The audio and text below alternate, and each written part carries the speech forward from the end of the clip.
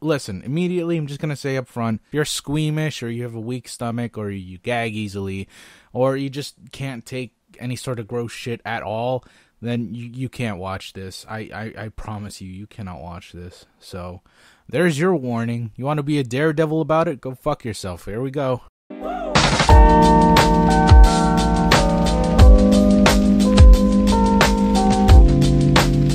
Alright, so before we start this video, a little personal info about me.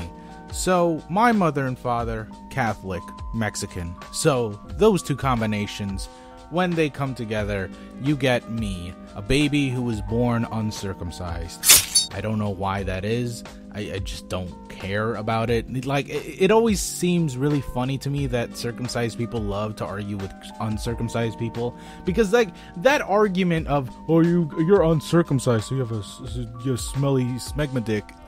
I love that argument so much because it's the most worthless and pointless argument ever. It's like arguing who has the bigger dick. Like, who the fuck cares? You're gonna die, motherfucker. Yeah, so I'm uncircumcised. I have the floppy thing. And the thing I can tell you about people with foreskin is that our biggest fear is having smegma. And that's the little crud shit, the little garbage that like piles up in your dick if you don't wash it. It's super easy to prevent it. Just wash your penis. If you don't do that, then you're just a filthy animal anyway, so you just kind of deserve it. Now that we have that out of the way, I guess I can start explaining what the dream was. So the thing about me is that I don't actually have just one dream at night. I have multiple dreams. I don't know why I have like 4 to 5 dreams a night.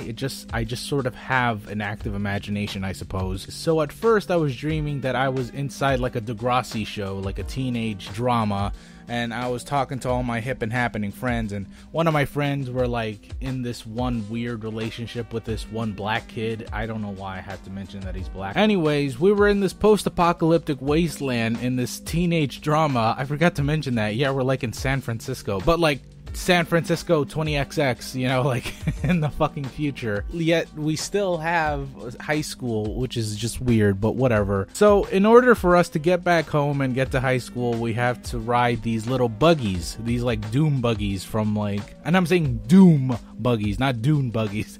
They're made of doom. They're like straight up from Mad Max, so we have to drive them all the way from our house to the school. And in this post-apocalyptic wasteland, it is just dark. It is a dark everywhere. Everything's just darkness. We're driving the doom buggy, and we get this phone call, and we find out that the driver's mom died. But we're like, whatever, that mom was a bitch. We get dropped off at the high school, and then we start having our dramas again. It was weird, because at this point, the story started to change.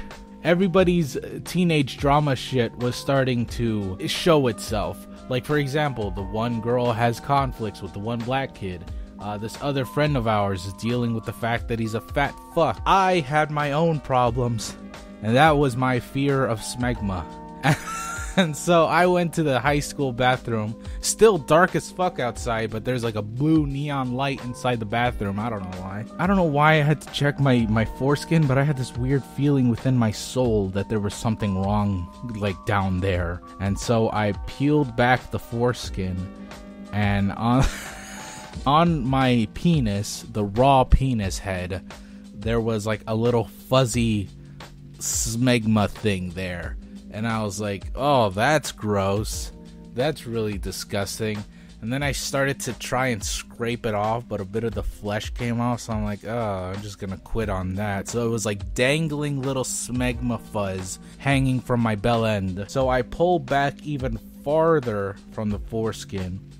And from there, it got even worse because I thought the smegma was the worst of my troubles. Hell no, it gets worse from there because as I pull back, I find chunks of meat in there.